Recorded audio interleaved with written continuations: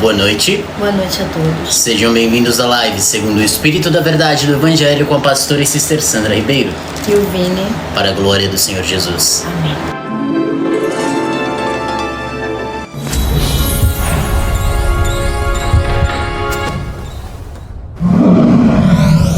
Vamos para Hebreus capítulo 13. Os nossos irmãos ainda não chegaram, né? O Carlinhos já tá aí. O Carlinhos, boa noite, meu irmão. Não sei os demais.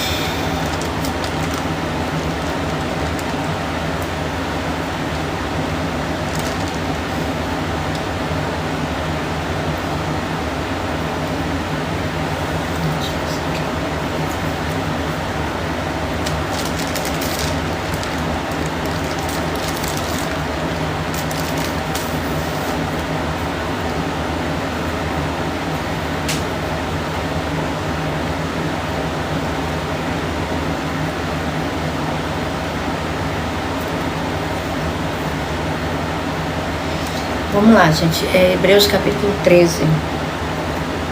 Seja constante o amor fraternal. Veja, o amor entre irmãos, né? O amor fraternal é amor entre irmãos, ou seja, para ser constante, não ser uma coisa praticada uma vez na vida, né? Assim, por ocasiões, datas festivas ou qualquer coisa, né? Nesses termos assim humanos, mas algo contínuo, algo constante. Por gentileza, Vini, lê essa... deixa eu ler também o versículo 2, daí tu lê, por favor, pela NTLH. Não se esqueçam da hospitalidade, foi praticando-a que, sem o saber, alguns acolheram anjos.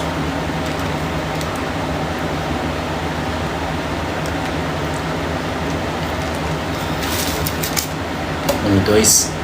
Sim. Assim nós temos...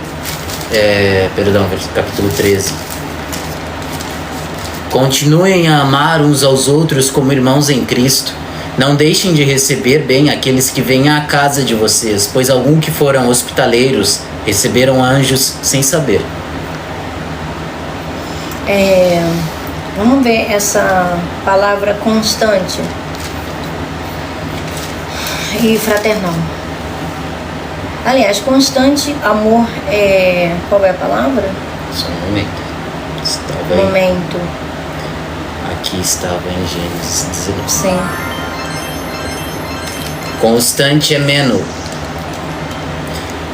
Permanecer, ficar, em referência a lugar, permanecer ou residir por pouco tempo, esperar, não partir, continuar a estar presente, ser sustentado, mantido continuamente em referência ao tempo, continuar a ser, não perecer, durar, aturar, de pessoas, sobreviver, viver, em referência a estado ou condição, permanecer o mesmo, não tornar-se outro ou diferente, esperar por estar à espera de alguém. Ou seja, né, agir de forma contínua. A palavra amor é... Amor fraternal, Filadélfia. Filadélfia. Então não são duas palavras, né? Amor de irmãos ou irmãs, amor fraterno. No Novo Testamento, o amor que cristãos cultivam uns pelos outros como irmãos.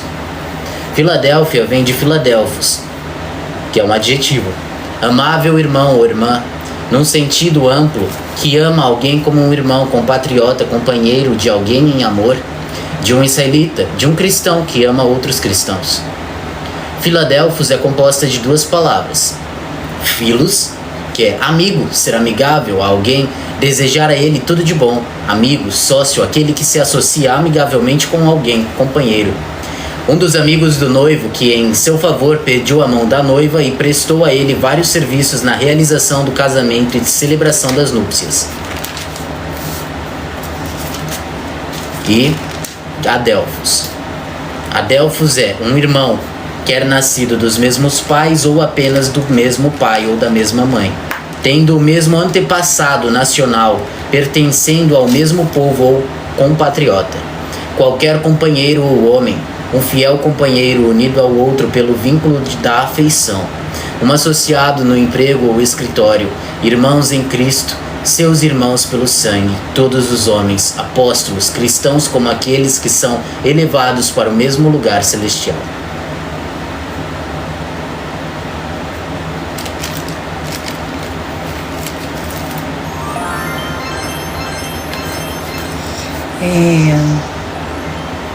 E não se esqueçam, né, da hospitalidade. Foi praticando-a que, sem o saber, alguns né, acolheram anjos. Então, eu estava verificando aqui, né, a palavra ângelos. Ângelos, por favor, Vini.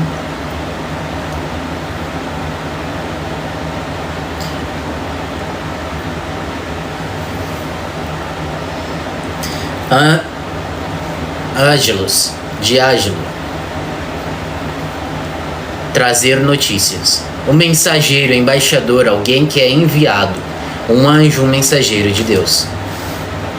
Ela provavelmente é derivada de agô, que é guiar, conduzir segurando com as mãos, levando deste modo ao destino final de um animal. Seguir, acompanhando até um lugar. Comandar com a personalidade de alguém. Nomear alguém como um ajudante. Conduzir, trazer. Levar para a corte de justiça, magistrado. Guiar, conduzir, guiar, dirigir. Guiar através, conduzir para algo. Mover, impelir pela força e influência da mente. Passar um dia, guardar ou celebrar uma festa. Ir, partir. Essa palavra aqui que ele está vendo é agô, no grego. Não precisa ir ao restante, não. Tá bom, obrigada. Que é uma palavra, né, que ela tem essa conotação também, significado de pastor, né, de pastorear. Ela é usada ali para a pessoa de Moisés, quando estava pastoreando ali as ovelhas do seu genro, Jetro, né, e onde veio o chamado dele ali da sarça ardente, né, onde a visão do anjo do Senhor, né, o chamava e falava com ele ali daquela sarça. Então, veja, ele estava pastoreando ovelhas, né, do sogro dele, e foi chamado para pastorear Israel. É uma figura, uma legalidade para o que Cristo Jesus fez conosco, né? E para nós, o verdadeiro pastor das nossas almas. Como nós já dissemos, esse pastor não nos conduz para aquele monte que estava em chamas, que estava na escuridão, e que causava medo e tremor, não é? Até mesmo em Moisés, e que era ali aquela cena, não é, horrenda, de condenação e de morte para aqueles que estavam ainda debaixo do pecado. O nosso Senhor Jesus nos convida e nos conduz as nossas almas para a luz, né? Para o reino da luz, para o reino do seu Filho, aliás, né? Do Filho amado, que é Jesus Cristo, né? O reino dele, que o Pai o entregou. Essas ovelhas, não é? Do pasto dele somos nós, são as nossas almas, nós, em termos humanos, né? Em termos da essência daquilo que nós somos, imaterialmente falando, né? Porque quando esse corpo aqui se esvai, o que fica de nós é a nossa alma, não é? Então a alma é a sede da personalidade humana. Então essa parte, essa sede imaterial é que é guiada pelo nosso pastor, que é Jesus Cristo, em seu espírito, né? Na pessoa que ele é eternamente. Ele antes, né, como João Batista diz, antes de eu nascer, ele já existia. Então, ele já existia como? Ele já existia como Deus, né, como o Espírito.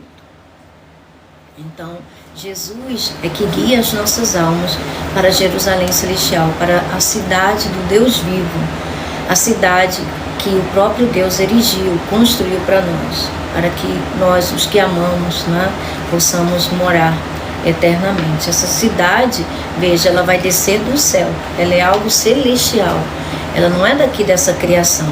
E também não somos mais, né, nós fazemos parte agora da nova criação.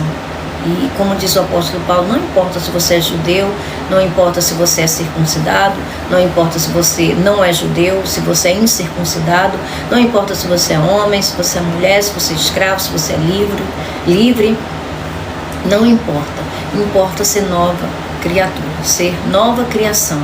Isso significa a nossa alma em união com o espírito de filiação, com o espírito de Cristo Jesus. E a pessoa que se une ao Senhor se torna um espírito com Ele. Por quê? Porque embora a alma seja mais desenvolvida quando nós nascemos do alto, quando recebemos a semente do reino, não é? Mas essa semente é o próprio Deus, né? A semente do próprio Deus, Deus Filho, né? Que nos deu essa condição para nos achegarmos ao Pai. Como Jesus disse, né? Quem recebe a Ele, não recebe apenas a Ele, mas recebe aquele que o enviou. Quem foi que o enviou? Não foi Deus Pai? Não é? Deus Pai o enviou. Isso significa que ao receber o Filho, nós também recebemos o Pai.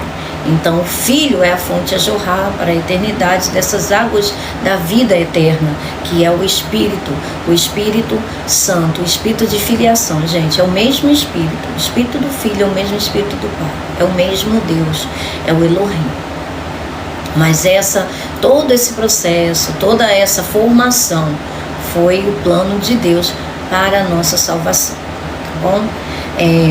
Então, de acordo com a Ara, eu vou citar aqui para vocês, de acordo com a Ara, tem duas ocorrências, tanto que a palavra no grego, pela Septuaginta, que é o Antigo Testamento, no grego, na realidade, nós sabemos que o Antigo Testamento, ele foi escrito originalmente no hebraico, mas existe uma tradução, uma versão, feita pelos 70, né? Por isso Septuaginta, pelos 70 anciãos, né? Ou rabinos, judeus no caso, né? Que traduziram, que verteram para o grego. Então chama-se Septuaginta, o Antigo Testamento no grego. Então essa palavra ângelos, que significa mensageiro, anjo, mensageiro divino, enfim, é aquele que traz boas novas, né? Aquele que traz notícias, que serve como mensageiro, não é? Essa palavra ângelos também está aqui, por gentileza, Vino, onde a Ara está citando, foi praticando essa hospitalidade, ou seja, receber alguns estranhos em casa, não é? Que eles acolheram, alguns acolheram a anjos. Então, alguns, não é? Significa que é um plural. Gênesis, capítulo 18, do versículo 1 ao versículo 8. Temos aqui duas ocorrências, gente. Primeiro com Abraão e depois com Ló. Não é coincidência, não é? Não é coincidência. Tudo que tem na Bíblia, que está na Bíblia, tem um motivo de estar ali, não é? Tem um motivo de ser, não é? Tem um significado. Gênesis 18, pela versão Ara. Apareceu o Senhor a Abraão nos carvalhais de Mamre, quando ele estava assentado à entrada da tenda, no maior calor do dia. Levantou ele os olhos, olhou, e eis 3 homens de pé em frente dele. Vendo-os, correu da porta da tenda ao seu encontro, prostrou-se em terra e disse: Senhor meu, se acho mercê em tua presença, rogo-te que não passes do teu servo. Traga-se um pouco de água, lavai os pés e repousai debaixo desta árvore. Trarei um bocado de pão, refazei as vossas forças, visto que chegastes até vosso servo. Depois seguireis avante. Responderam: Faze como disseste. Apressou-se, pois, Abraão para a tenda de Sara e lhe disse: Amassa depressa 3 medidas de flor de farinha e faze pão assado ao borralho. Abraão, por sua vez, correu ao gado, tomou um novilho tenro e bom e deu-o ao criado, que se apressou em prepará-lo. Tomou também coalhada e leite e o novilho, que mandara preparar, e pôs tudo diante deles, e permaneceu de pé junto a eles debaixo da árvore, e eles comeram. Interessante, né? Se a gente continuar a leitura, a gente vai ver aqui que eles trazem esses homens, né? Esses 3 homens, que na realidade eram 2 anjos, e o Senhor, em sua forma pré-encarnada, ele aparecia aos homens como um anjo, o anjo do Senhor.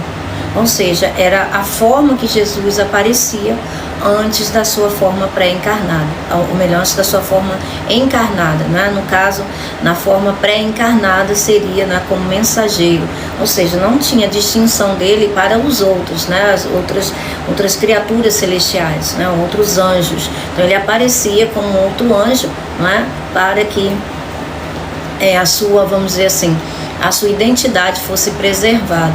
E aí ele veio, né, no tempo devido, como o nosso Senhor, como o nosso resgatador, o nosso remidor.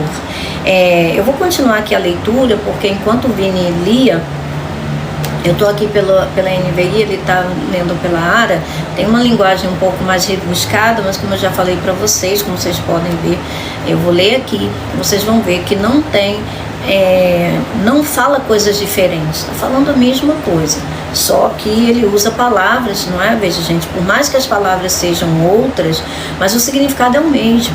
Bom, é porque tem palavras que são mais rebuscadas, tem versões que são mais rebuscadas, mas o significado é o mesmo, e às vezes as versões trazem até um entendimento mais claro, né? Dependendo daquilo que o tradutor quis trazer. Eu vou ler aqui a partir do versículo 9, o Vini leu até o 8, né, que fala a respeito dos anjos, né? Ali no meio dos anjos tinha um que não era só um anjo, era o Senhor, né? Você, no caso, leu até o 8. Versículo 9. Onde está Sara, sua mulher? Perguntaram. Ali na tenda, respondeu ele, no caso Abraão. Então disse o Senhor, aqui tem uma linha, no hebraico, disse ele: voltarei a você na primavera, e Sara, sua mulher, terá um filho. Olha só. Lembra que Deus tinha feito a promessa a Abraão, não é? Que ele viria e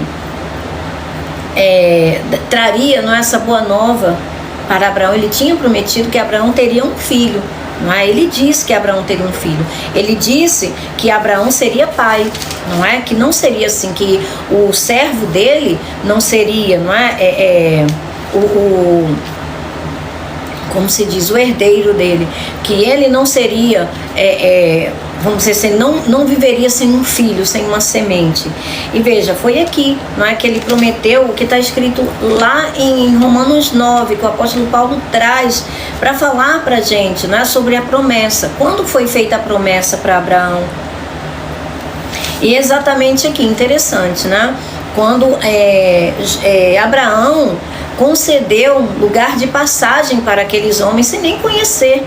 Ou seja, né, algo naqueles homens, né, que estavam passando ali, Abraão viu, era algo diferente, não é? Algo que transmitiu a Abraão algo diferente, né, a ponto de ele convidá-los para que eles viessem repousar ali, e tratou eles muito bem. Né? Significa que existia sobre eles uma, vamos dizer assim, uma vibe, né? Vamos dizer assim, algo, né? Uma energia muito agradável, né? Vamos dizer assim, cativante, não é? E apesar de Abraão não os conhecer, Abraão, ele os convidou para ficar ali, né? Naquele momento. Em Romanos, no capítulo 9, o apóstolo cita, né, esse evento.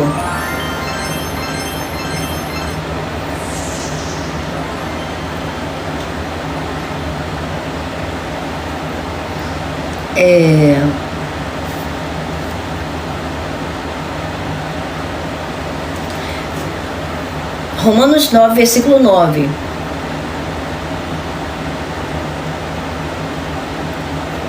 Aliás, eu vou ler aqui o versículo 8. Noutras palavras, não são os filhos naturais que são os filhos de Deus, ou seja, naturais são os filhos da carne, que são os filhos de Deus, mas os filhos da promessa é que são considerados descendência de Abraão. Versículo 9, pois foi assim que a promessa foi feita, no tempo devido, virei novamente e Sara terá um filho. Veja, isso foi prometido, não é? Aqui fala...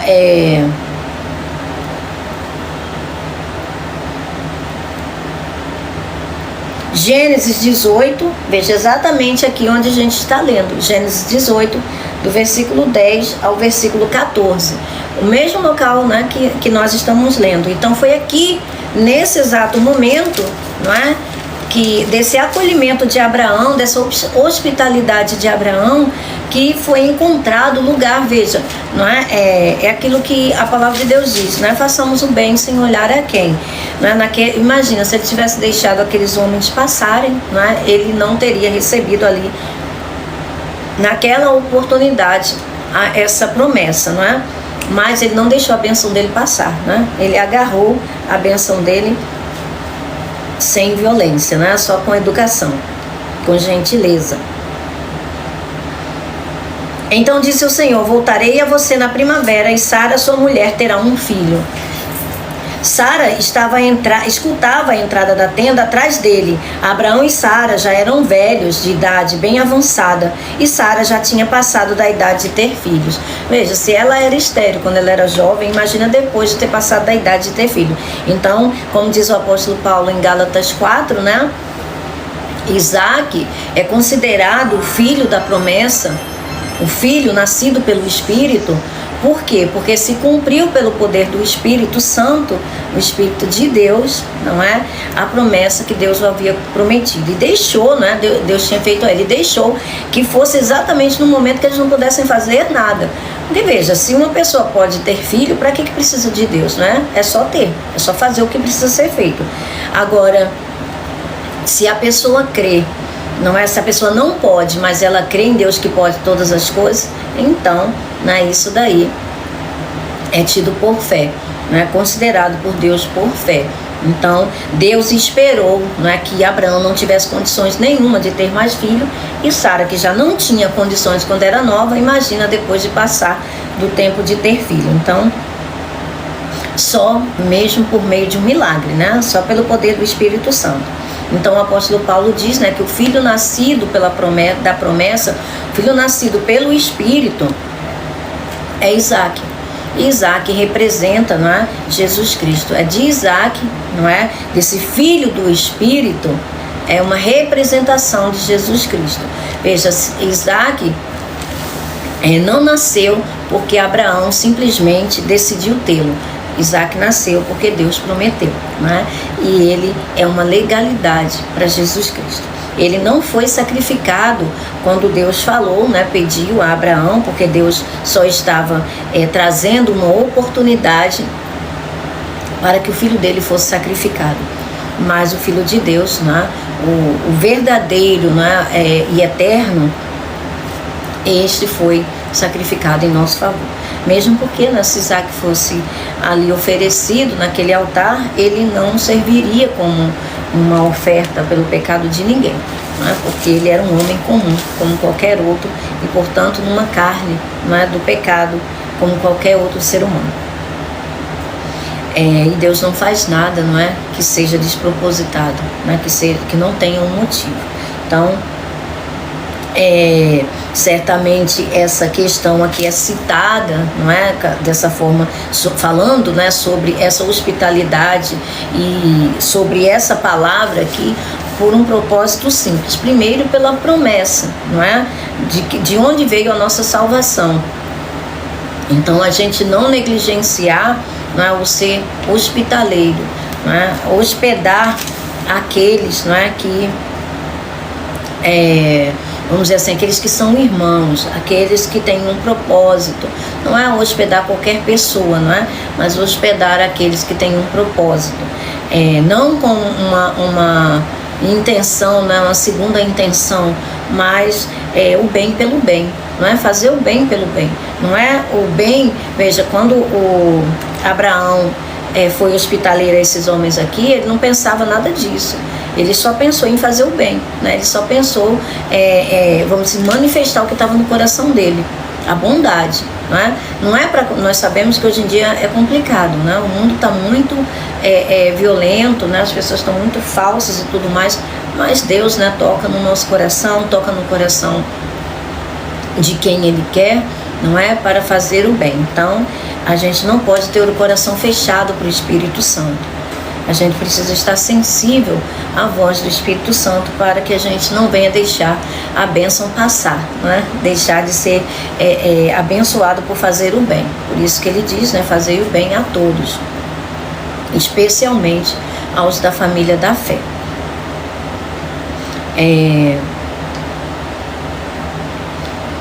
Abraão e Sara já eram velhos de idade bem avançada, e Sara já tinha passado da idade de ter filhos. Por isso riu consigo mesma quando pensou: depois de já estar velha e meu senhor já idoso, ainda terei esse prazer? Mas o Senhor disse a Abraão: porque Sara riu e disse: poderei realmente dar à luz agora que sou idosa? Vê que ninguém esconde nada, né? De Deus. Deus sabe de todas as coisas, né? Ela estava lá longe, né? Lá na entrada da tenda, mas Deus viu, né? Ela rindo. E ouviu, né, o que ela falou. Existe alguma coisa impossível para o Senhor? Você pode ler, Vini, Lucas 1, do 36 ao 37? Interessante, né? Que um anjo também, né? Mensageiro do Senhor, Gabriel, né? Apareceu a uma outra mulher também, não é? Dizendo para ela que ela teria um filho, né? Prometendo-lhe também um filho. E esse era aquele que foi prometido para Abraão.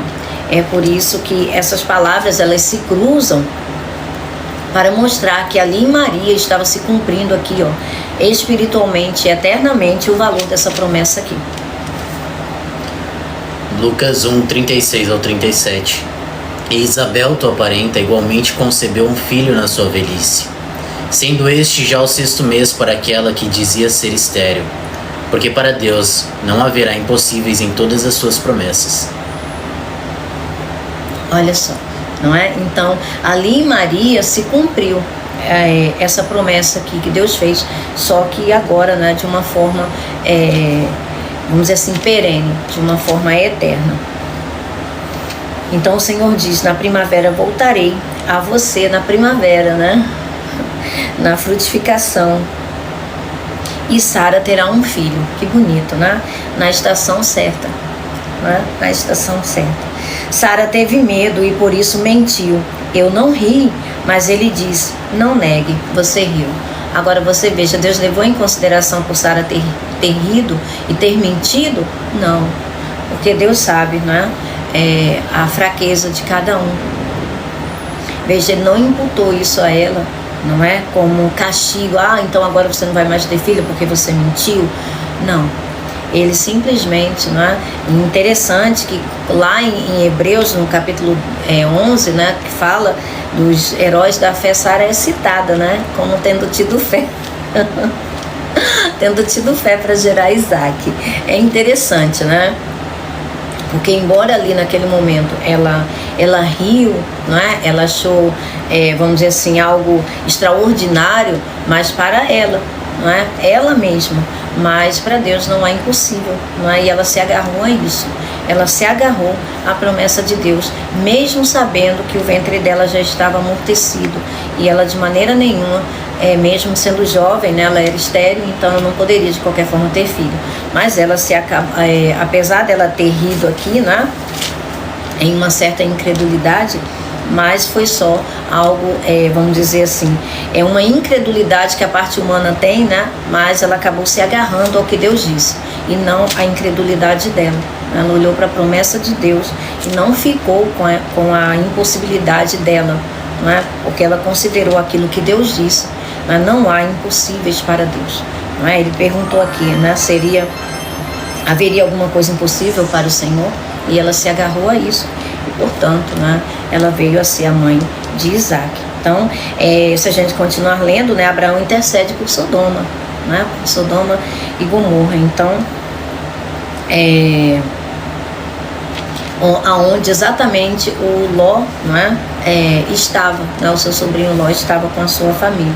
Então veja, aqui temos duas ocorrências. Uma, não é, do derramamento do Salvador, né, da promessa do Salvador, da semente, né, do Messias, da semente de Deus, da semente do Pai, não é, do descendente do Pai, né, para a nossa salvação. E no próximo capítulo, que é exatamente a destruição de Sodoma e Gomorra, é a segunda citação. Você pode ler, Vini, por favor? 19, Gênesis 19, do 1 ao 3, e depois do 15 em diante, até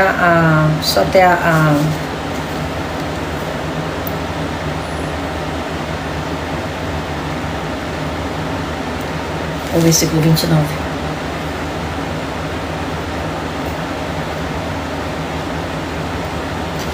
Versão NVI. Os dois anjos chegaram a Sodoma ao anoitecer, e Ló estava sentado à porta da cidade. Quando os avistou, levantou-se e foi recebê-los. Prostrou-se com o rosto em terra e disse: Meus senhores, por favor, acompanhem-me à casa de seu servo. Lá poderão lavar os pés, passar a noite e pela manhã seguir caminho. Não passaremos a noite na praça, responderam.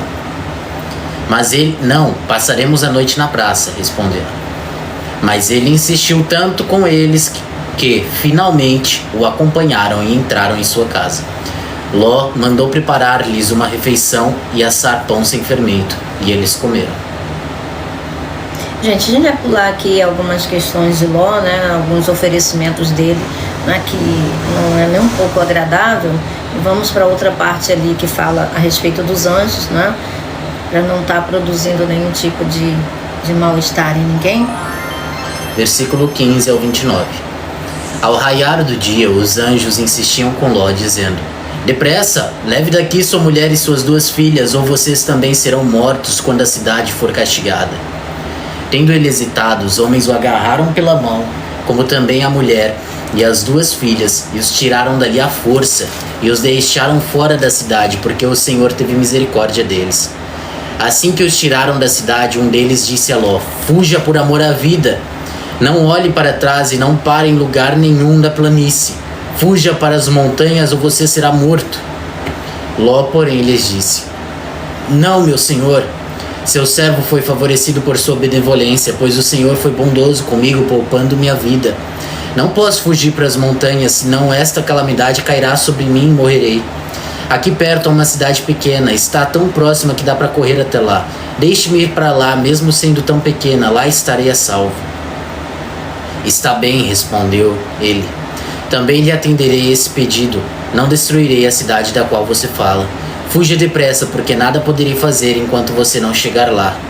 Por isso a cidade foi chamada de Zoar. Zoar significa pequena. Quando Ló chegou a Zoar, o sol já havia nascido sobre a terra.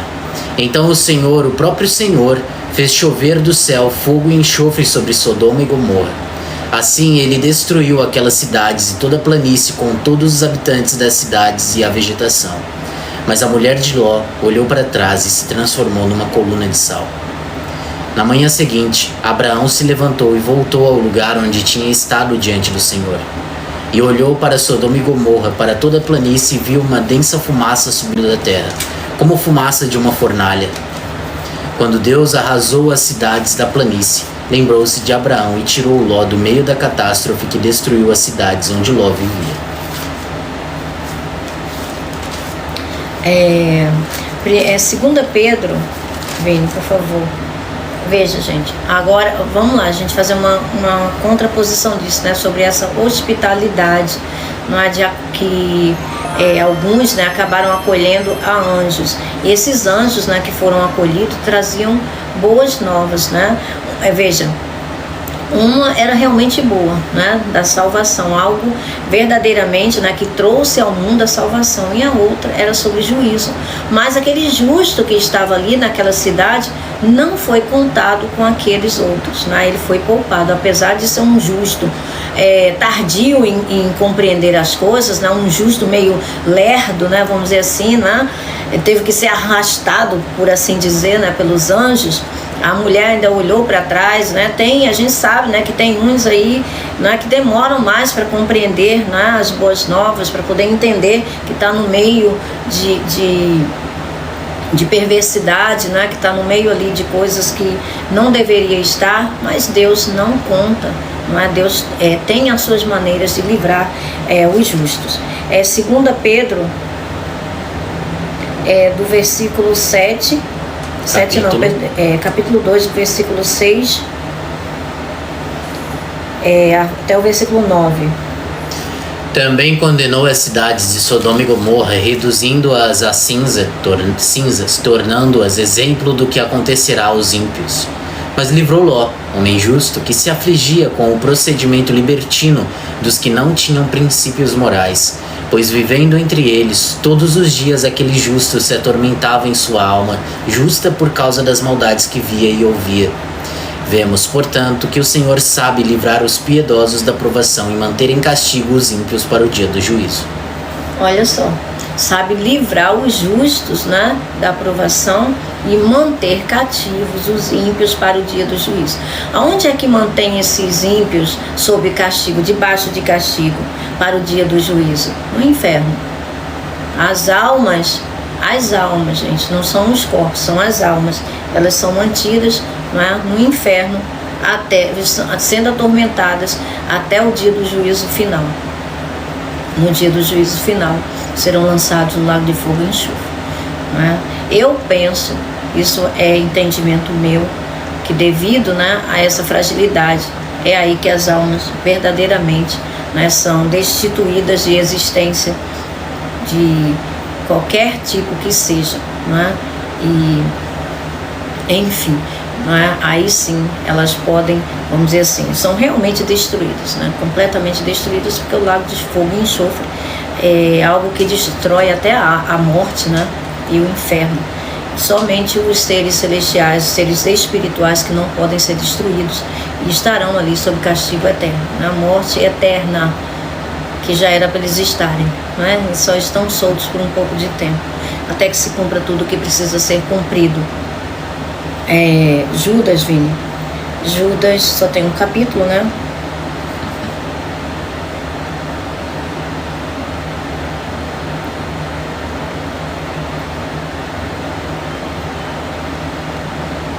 Versículo 7. De modo semelhante a esses, Sodoma e Gomorra e as cidades em redor se entregaram à imoralidade e a relações sexuais antinaturais. Estando sob o castigo do fogo eterno, elas servem de exemplo. Ou seja, tá vendo? Elas servem de exemplo, não é? De castigo. Serve de exemplo do juízo de Deus, assim como foi com o dilúvio, não é? Então ali a gente vê que esses que praticaram a hospitalidade, como Abraão e como Ló, né, justos diferentes, né? Cada um tem uma fé, né, um tipo de fé. Abraão é o pai da fé. Ló a gente não pode dizer, mas a palavra diz que ele também era justo, né? Que ele se agoniava, a alma dele ficava agoniada com os tipos de conduta daqueles homens, né? Daquelas pessoas, os habitantes de Sodoma e Gomorra. Então ele provavelmente ele não praticava aquelas coisas, mas ele estava ali no meio deles, né? Ele vivia no meio deles, e mesmo assim Deus o livrou.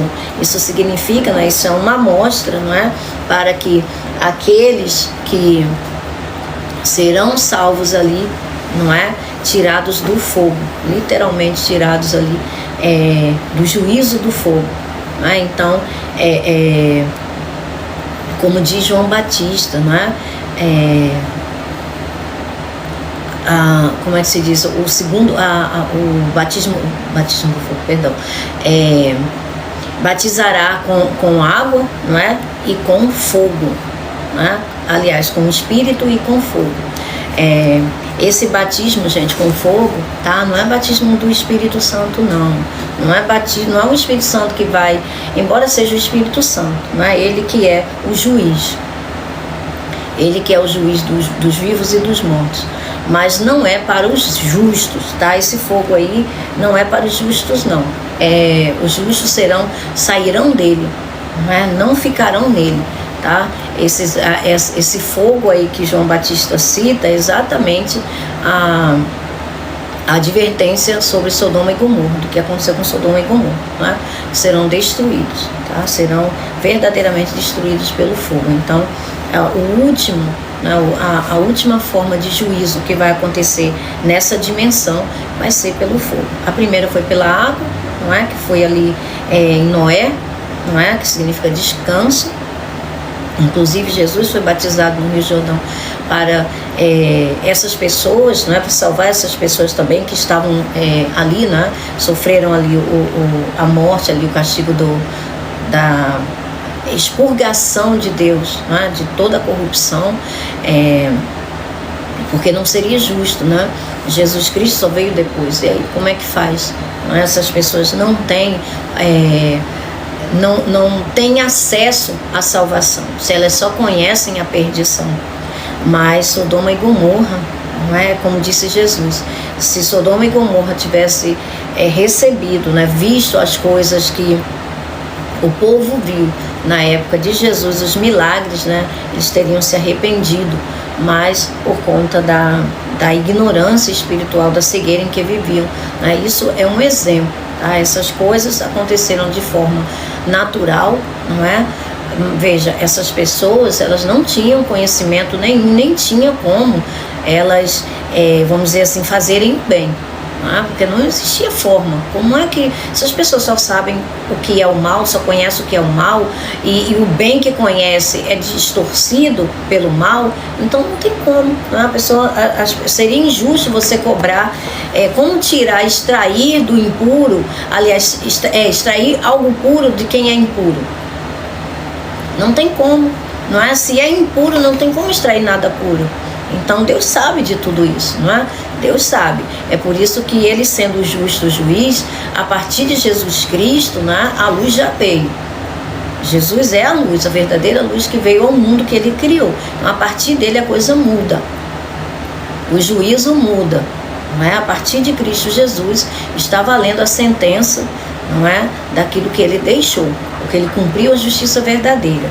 E aqueles que rejeitarem, que rejeitarem ao Filho de Deus, não é? Esse realmente não tem salvação, porque o rejeitou. Agora, aqueles antes, não é? De Cristo Jesus, por isso Jesus fala dessa forma, tá bom? Quando Jesus falou dessa forma sobre a cidade de Nínive, Sodoma e Gomorra, né? Os habitantes de Sodoma e Gomorra, todas essas coisas Jesus usou como exemplo. Por quê? Porque vieram antes dele. Então, não tem como extrair algo puro daquilo que é impuro. Mas depois dele, ele trouxe a pureza. E ainda assim rejeitar. Aí não resta mais nada. Só, né, como disse Jesus, você acha, Cafarnaum, você acha, esqueci a outra agora, que você vai ser levado ao céu? Não, você vai descer ao inferno. Não é? Por quê? Porque se aqueles do passado tivessem visto e ouvido aquilo que está sendo feito no meio de vocês, eles teriam se arrependido. Mas vocês não querem se arrepender. Então veja, é muito pior, não é? É o que diz aqui em Hebreus, né? Cadê? Versículo 25 aqui do capítulo anterior que nós estudamos ontem.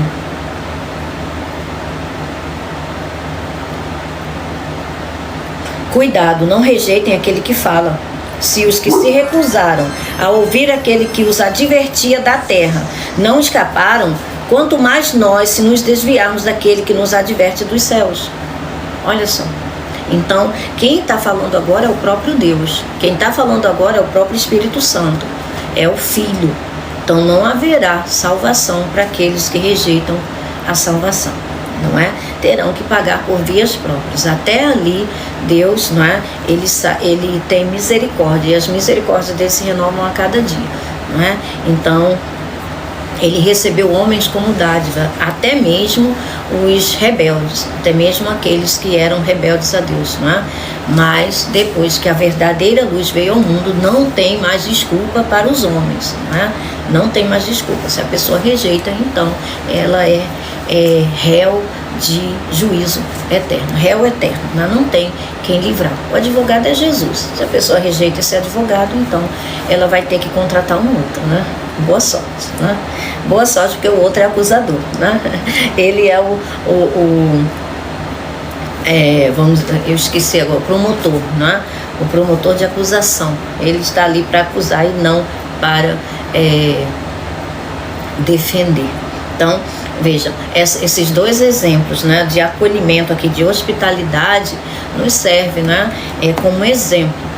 Né? Então, bom é andar em comunhão com o Espírito Santo, com o Senhor Jesus Cristo, para que a gente possa estar na hora certa e no lugar certo, né? E não perdermos aquilo que o Senhor tem para nós. E como não há nada impossível para Deus, e Deus não está restrito, né, a dia e hora, então todo dia é dia de milagre, né? Todos os dias é dia de Deus efetuar um milagre em nossas vidas. Então, para aquele que vive por fé, não é? Todo dia é dia de receber algo novo do Senhor, né? Então, lembrem-se dos que estão na prisão, como se aprisionados com eles, dos que estão sendo maltratados, como se vocês mesmos estivessem sendo maltratados. Ou seja, aqui o Senhor está dizendo, o Espírito Santo está dizendo para a gente ser misericordioso, para a gente se colocar no lugar dos outros, não é? Para que a gente possa fazer o bem, e no que a gente não pode, né, a gente invocar aquele que pode todas as coisas. Afinal de contas não é impossível para o Senhor, né? Você vê que invocando o nome do Senhor, Ele envia os seus anjos, né, para que eles possam atuar, e eles ainda atuam. Afinal de contas, os anjos, eles são servos, né, de Deus, eles são ministros do Senhor, que estão a mando de Deus, né, sob o comando de Deus, para executar, dar ordem, né, a nosso respeito. Deus dá ordem a nosso respeito aos seus anjos. Então, existem anjos, né, existem servos de Deus que nos ajudam nesse mundo de trevas. Porque senão, gente, a gente não conseguiria, vamos dizer assim, a luta é muito desigual, né? Nós somos pessoas de carne e sangue, enquanto os espíritos, né, eles são muito mais velozes, e eles são capazes de entrar e sair de pessoas numa velocidade assim estarrecedora. E eles estão em todas as partes, né, em todos os lugares. Se nós não tivéssemos anjos para nos guardar em todos os nossos caminhos, nos protegerem, né, onde quer que a gente vá, certamente a gente não seria poupado, né? Então, é bom a gente lembrar, não é? Hebreus, no capítulo 2,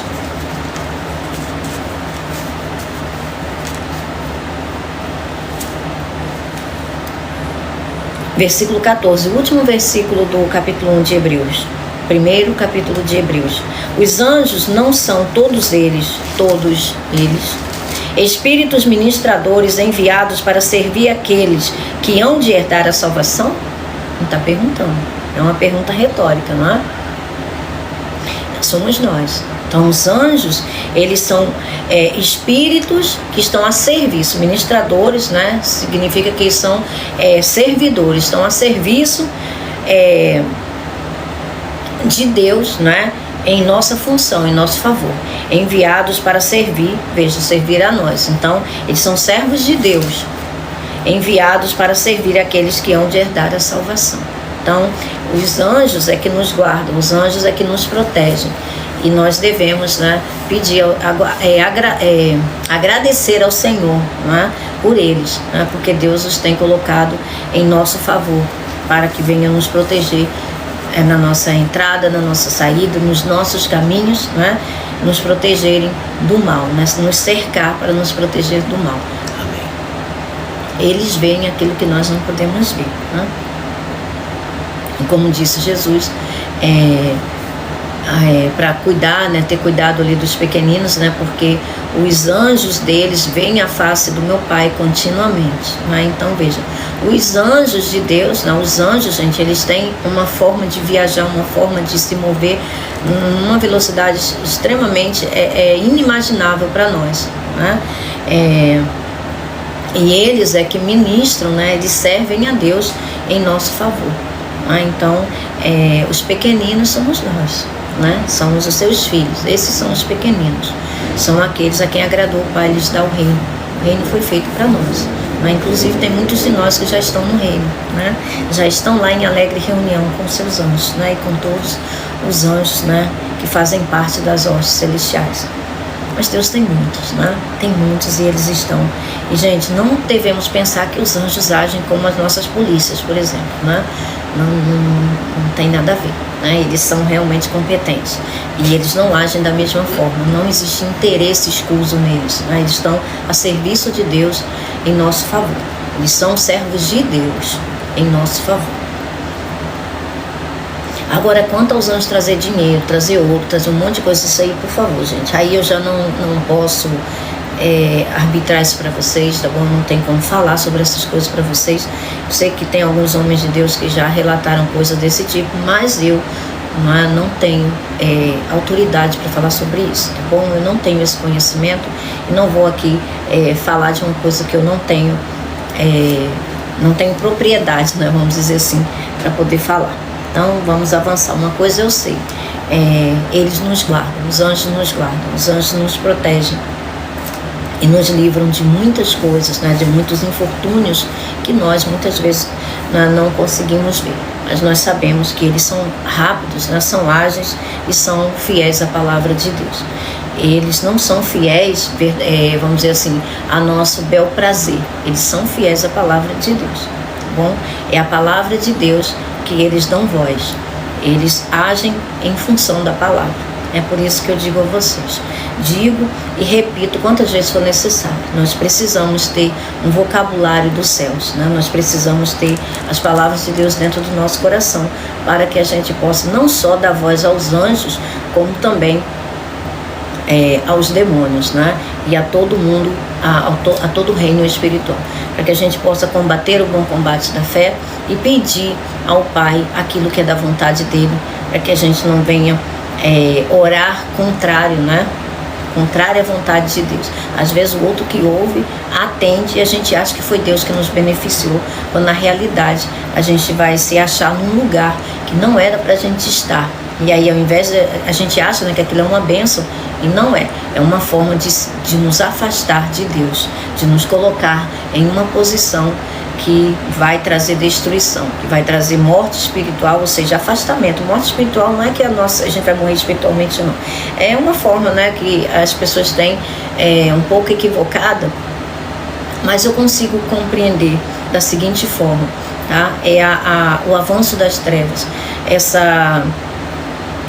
como é que eu posso dizer? A letargia, né? A dificuldade das almas compreenderem as coisas espirituais. Então, não é bem, a gente não tem como morrer espiritualmente uma vez que a gente está em Cristo Jesus, né? Uma vez nele para sempre. Mas se a gente tem o nosso entendimento afastado, né, da comunhão, da intimidade com Deus, então a luz do Espírito ele vai se apagando, vai apagando o Espírito em nós. E aí, se o Espírito está apagando, significa que as trevas estão aumentando. Então a gente precisa dar voz, né, dar vez para fomentar a luz dentro de nós. A candeia precisa estar cada vez mais acesas dentro de nós. Coisa fofa. Oh, meu Deus, a borboletinha pequenininha. Precisa estar cada vez mais acesa dentro de nós, para que as trevas possam recuar, né? Para que as trevas possam ser dissipadas, né? Gente, essa batalha espiritual o tempo todo. Então, o mundo espiritual não para, ele não para. Os espíritos não precisam comer, não precisam dormir, eles não se cansam e nem têm paz. A função deles é atormentar. Eles têm prazer pelo tormento, eles têm prazer no choro, eles têm prazer no desespero, eles têm prazer no caos. Então, não pensem, tá, que vocês acordando aí, orando às 3 horas da manhã ou à meia-noite, qualquer coisa assim, é o horário de pico, isso não existe, tá? O melhor horário da bênção também não existe. A palavra de Deus diz: orai sem cessar, orai incessantemente, ou seja, não é? O tempo inteiro, continuamente. A nossa vida deve ser em comunhão com o Pai e o Filho, não é? E com os irmãos, não é?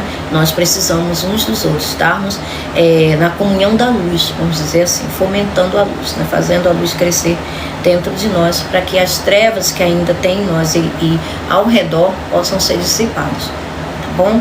Então, vamos dar continuidade aqui, né? Para a gente poder avançar. O casamento deve ser honrado por todos. Olha só, o casamento deve ser honrado por todos, desde o marido e a mulher, não é? Até mesmo os amigos e tudo mais, não é? Não pode haver desrespeito, não é? Não pode haver essa coisa que está acontecendo aí no mundo, né? Que está distorcendo, né, o casamento, que está fazendo com que haja uma promiscuidade, não é? Uma verdadeira distorção, não é? Da unidade ali dos dois, não é? Os dois serão uma só carne, os dois unidos, né? Dois se unem, o marido, o homem se une com a sua mulher e os dois se tornam uma só carne. Agora, né, tem todas as versões, e isso diante de Deus não deve ser assim, não é? Diante do Pai, o casamento deve ser honrado por todos. Significa que deve ser um respeito mútuo, né? O que é e o que não é, não é, e não trocar as bolas. O leito conjugal conservado puro. Gente, o leito conjugal conservado puro. Então, não deem, né? Vamos dizer assim, não deem para os cães aquilo que é santo, tá bom? Mantenham essa unidade, não é? Que são as duas pessoas, né? Tenham isso como algo que deve ser preservado, tá bom? Tenham isso como algo que deve ser preservado, até mesmo para que não... É aquilo, gente, as pessoas do mundo fazem tudo o que elas querem, e elas, não é? Vamos dizer assim, parece que não acontece nada com elas, não é assim? Parece que elas têm livre acesso para pecar, para fazer tudo que não presta, e nada acontece com elas. Mas vá um filho de Deus praticar as mesmas coisas para ver só você não sai cheio de carrapicho, não é? Cheio de hematoma e coitado, né? Enfim, não é? Só Jesus na causa. Não é assim? Por que será? Por que será?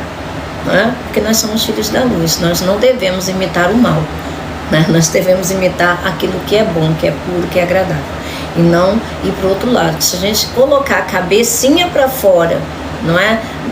Da luz, pode ter certeza que vai ser acertado. Satanás não brinca, gente. O mundo espiritual não brinca, não descansa, não dorme. Então a gente deve, né, se conservar dentro da esfera que Deus pode nos livrar, nos proteger, nos guardar. E lógico que Ele dá livramento, né? Mas com Deus não se brinca e de Deus não se zomba. Tudo aquilo que o homem plantar, isso ele colherá, não é assim? Então, enquanto existir esse tempo, esse mundo, né, essa criação, vai existir plantio e colheita, vai existir noite e dia, vai existir ali as estações do ano, não é? E essas coisas vão continuar acontecendo. Agora, na nova criação, graças a Deus, não vai ter nada disso, mas também não vai ter pecado, né? Graças ao meu bom Jesus Cristo, não vai ter nada de impuro, nem de corrompido, né? Não vai haver corrupção. E também não vai precisar desse ciclo, não é? Será tudo, vamos dizer assim, estabilizado. Não vai ter esses rompantes, não é? Essas instabilidades, essas mudanças e tudo mais. As coisas serão perfeitas, não é? E não precisarão desse tipo de roldana, não é? Que tem um início e tem um fim. Não tem. Não vai ter isso, né? Vai ser um presente contínuo, né? Vai ser algo que não vai mais se acabar, não vai mais se deteriorar, envelhecer e etc. Bom, Então a gente vai ficar por aqui. Pois Deus julgará os imorais e os adúlteros. Pois é, Deus julgará, não é? Então a palavra dele está aí, não é? Para que a gente possa se nortear por ela, não é? E o Espírito Santo só consegue, só faz, não é? Uso daquilo que é dele, daquilo que é puro e é verdadeiro, não é? E não da mentira e do engano. O mundo, né, tem muita distorção, o mundo tem muita mistura, não é? Mas Deus permanece com aquilo que é puro, tá bom?